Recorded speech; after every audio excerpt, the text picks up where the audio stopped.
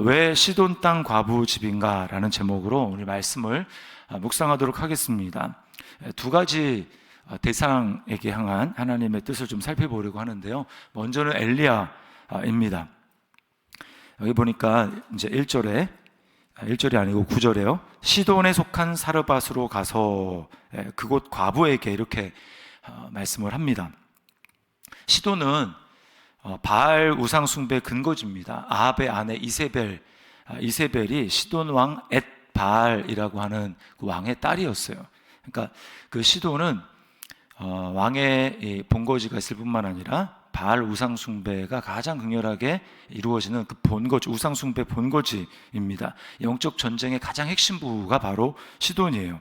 근데 바로 그곳으로 하나님은 엘리야를 보내십니다. 뿐만 아니라 과부의 집이에요. 과부의 집.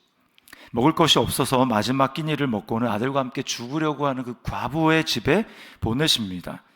이걸 통해서 하나님은 한 3년 동안 엘리야를 그곳에 있게 하시는데, 먹고 사는 문제, 그 생명을 주관하시는 분이 사람들의 형편의 넉넉함에 달려있는 것이 아니라 하나님께 달려있다라고 하는 것을 확실하게 인지시키고 경험하게 하기 위해서 하나님은 하고 많은 사람 중에 없어서 마지막 끼니를 먹고 죽으려는 그 과부의 집으로 보내십니다. 그러니까 이 과부의 집은 이스라엘 백성으로 따지면 공동체가 경험한 광야 같은 곳입니다. 하나님은 이 엘리야 3년 동안에 엘리야에게 믿음을 키워주시려는 것이죠.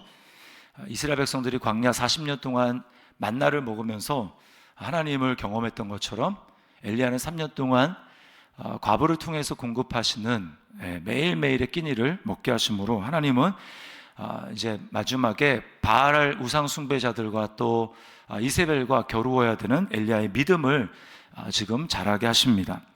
광야라고 하는 그 히브리어 단어는 미드바르라고 하는 단어인데, 이 단어의 뜻은 말씀으로부터라는 뜻을 가지고 있어요. 말씀으로부터. 그러니까 우리가 광야에서 경험해야 될 것은 내 삶이 얼마나 지금 쪼들리는가, 이런 그 환경에 초점이 아니라 내가 여기서 말씀을 통해서 하나님의 음성을 듣고 그 말씀이 나를 살리는 경험을 하고 있는가라고 하는 것이 가장 중요한 것입니다. 인간의 눈으로 보면 살 수 없는 땅이지만 말씀을 믿고 신뢰하면 살 수 있는 곳이 바로 광야죠.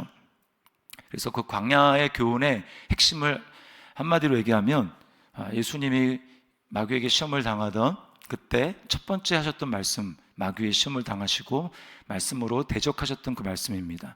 사람이 떡으로만 사는 것이 아니요 오직 여호와의 입으로 나오는 모든 말씀으로 살 것이니라. 이 말씀이 핵심입니다.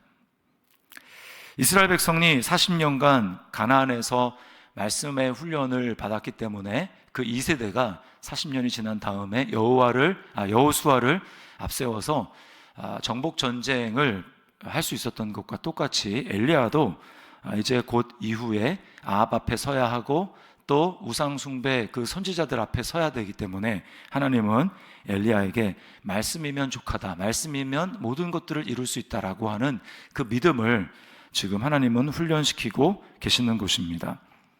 어려운 환경 속에서 오직 훈련받아야 할 것은 하나님의 말씀만 철저히 생명처럼 붙드는 그런 훈련을 해야 할 것입니다. 말씀으로 사는 것입니다. 적용입니다. 나는 앞으로 닥칠 큰 일들과 영적 전쟁을 위해 지금 하나님의 말씀으로 훈련받고 있습니까?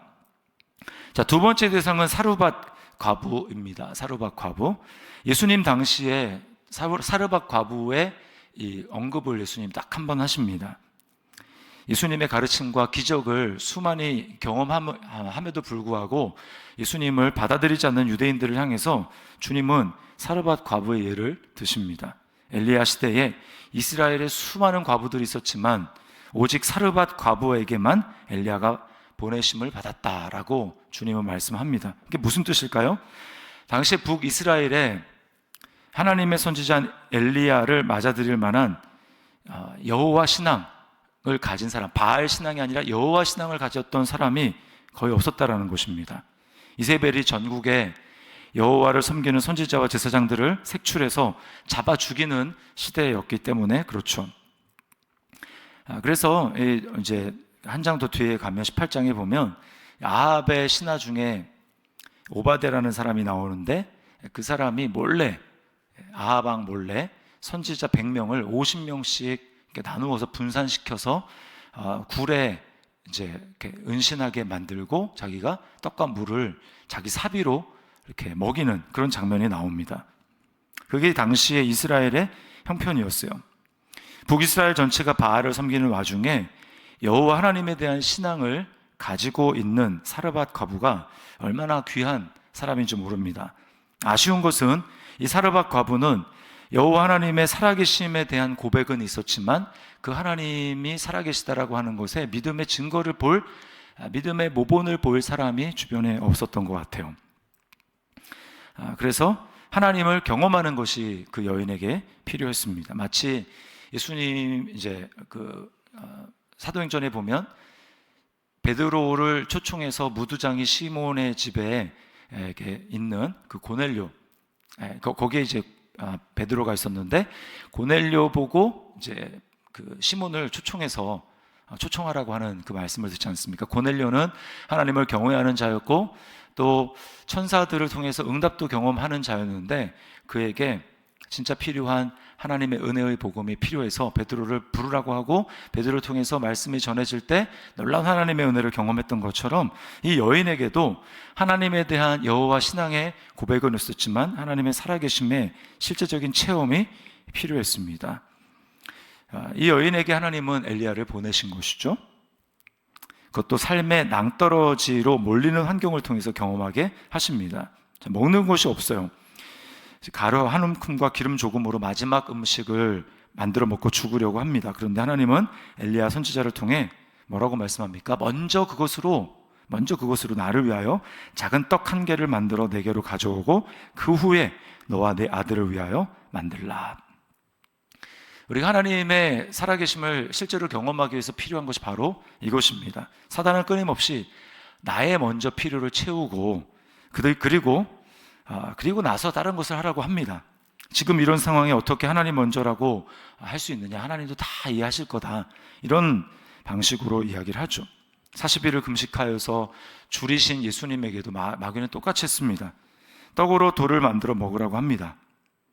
그러나 나 먼저 육신의 필요를 먼저 추구하면 계속해서 하나님은 우선순위에서 밀리게 되고 그러한 믿음으로는 하나님의 살아계심을 경험할 수 없습니다. 하나님의 방법은 무엇입니까?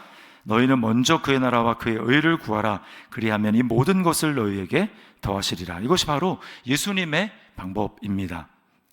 예수님은 자신의 필요가 있으셨지만 내 뜻대로 마시고 아버지의 뜻대로 되기를 바랍니다 라고 기도하셨고요. 십자가에서 나의 옛자를 못 박을 때 우리는 부활의 영광을 체험하게 됩니다. 자신에게 적용하고 질문해 봅니다. 하나님 먼저라는 원리 앞에 오늘 내가 내려놓아야 할 나 먼저는 무엇입니까? 그런가 하면 의식주가 불분명했을 뿐만 아니라 아들의 죽음에 또 문제가 있었습니다. 고통이 있었어요. 무슨 병인지 모르지만 아들이 죽습니다. 굉장히 흥미로운 것은 이 과부의 반응이에요. 사르밧 과부의 반응. 18절에 보면 이렇게 얘기합니다. 하나님의 사람이여 당신이 나와 더불어 무슨 상관이 있기로 내 죄를 생각나게 하고 또 내 아들을 죽게 하려고 내게 오셨나이까. 엄마로 아들이 죽는다는 것은 인생에서 가장 슬픈 일일 것입니다. 게다가 과부입니다. 과부에게 아들은 자신의 미래의 소망이에요. 살아갈 수 있는 생계의 수단입니다. 근데 그 희망이 끊어져 버린 거예요. 이 희망이 사라졌다고 할 때 여인은 머릿속에 지나갑니까? 자신의 죄가 떠올랐다고 이야기를 합니다. 여호와께서 자신의 죄를 생각나게 하셨다. 어떤 죄인지는 모르지만 하나님의 섭리는 이 사르밧 과부 여인이 하나님 앞에서 죄를 깨닫고 돌이키며 정결하게 되는 것이었습니다. 결국 엘리야를 통해 아들이 다시 살아난 다음에 여인의 고백을 보십시오. 하나님이 바로 이것 때문에 엘리야를 보내신 거예요. 24절에 보면 내가 이제야 당신은 하나님의 사람이시요 당신의 입에 있는 여호와의 말씀이 진실한 줄 아노라. 우상 숭배의 본거지였던 모든 사람이 바알이 참신이다라고 생각하고 있는 그 우상 숭배의 핵심, 거기서 이 여인은 여호와의 말씀이 진실하다라고 하는 그 고백을 하고 있는 것입니다.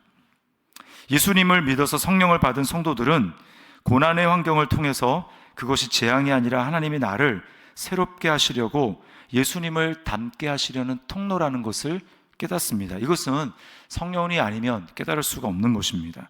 그리스도인들은 단지 이 세상에서의 성공과 형통을 바라는 사람이 아니라 이 세상에서 그리스도를 닮으며 따라가도록 부름받은 사람입니다.